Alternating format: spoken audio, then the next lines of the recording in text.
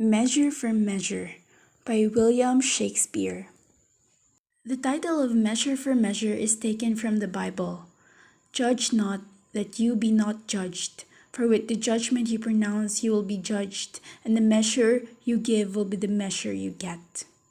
This quotation from Christ's Sermon on the Mount, stating generally that each individual will be judged as harshly as he has judged others, implies that mercy and human sympathy should temper justice. In Mark, the thought is expressed again, and he said to them, "Take heed what you hear. The measure you give will be the measure you get, and still more will be given to you." The play opens with Vincentio, the benevolent Duke of Vienna, commissioning his deputy Angelo to govern the city while he travels to Poland. In actuality, the Duke remains in Vienna disguised as a friar in order to discover the real happenings in the city. Critics have repeatedly argued that Measure for Measure's Duke, of which is Vincentio, was created by Shakespeare as a flattering representation of King James I, King of England in 1603, or as a vehicle for Shakespeare to instruct the new king in just rulership. Some also argued that the play was Shakespeare's way to criticize King James because the Duke, in Measure for Measure's act of disguising, leaves a connotation that he has no idea of his constituents' status. Angelo likens himself to a metal coin that should be tested for its value and worth. According to Angelo, he has yet to prove that he has the substance or worth to be the Duke's deputy. It is why he is strict in enforcing laws and moralistic.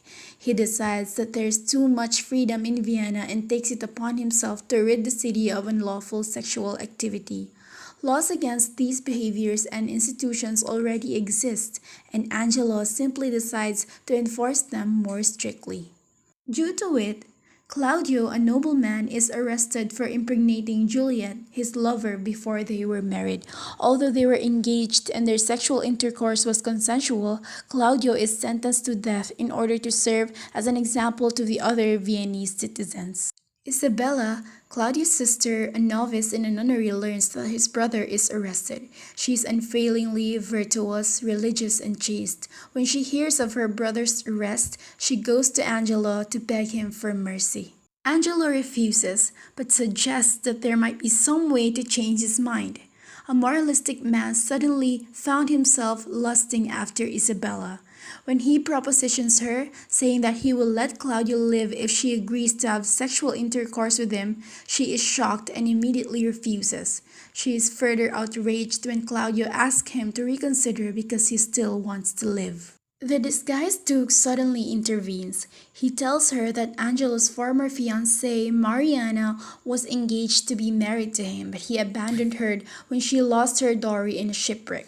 The Duke forms a plan by which Isabella will agree to have sex with the deputy, but then Mariana will go in place of her, so that the next morning, Angelo will pardon Claudio and be forced to marry Mariana according to the law. Isabella arranges the plan and the thing happened between Angelo and Mariana. Analysts say that the deputy does not notice the replacement because it is an evening. Everything goes according to plan, except that Angelo does not pardon Claudio, fearing revenge. He fears that Claudio knows too much and might be dangerous, and so he still orders his men to have Claudio executed.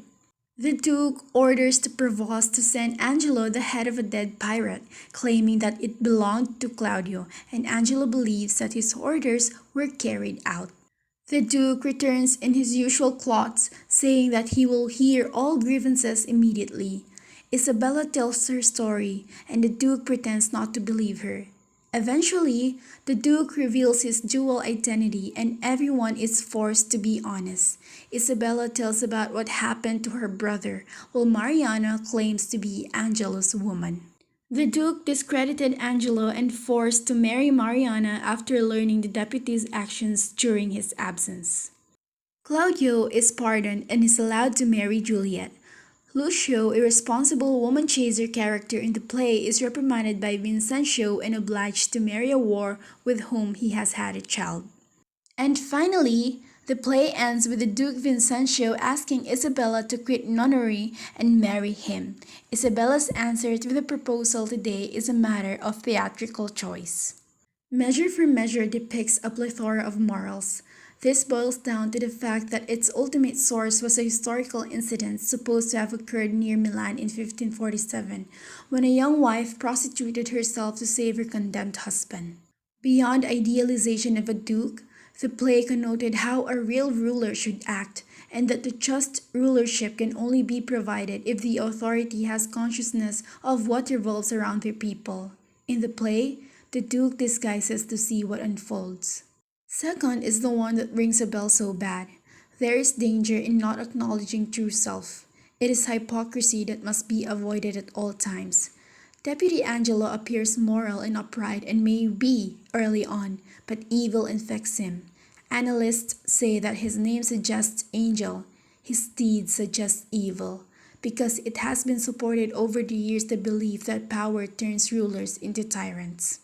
Third, it is trust that is the foundation of leadership. The Duke's trust to his deputy is huge that he allowed him to govern while he is away. It is trust that builds good ties, but it is the same trust that cuts the whole connection. Lastly, the most controversial message of the play is how marriage is still imposed as a way of solving a problem. Mariana's character, for example, appears to be coerced into complying with the Duke's plan to take the place of Isabella and sleep with Angelo. The most plausible motivation for sleeping with Angelo is to legitimize the relationship that he abandoned, so that after that would be marriage, and then Mariana is restored to a conventional role in society. Isabella too is constrained by societal expectations that even until the play's ending suggests that she marries Vincenzo. But what is certain is that the play prompts us to think, can people be taught or forced to be moral?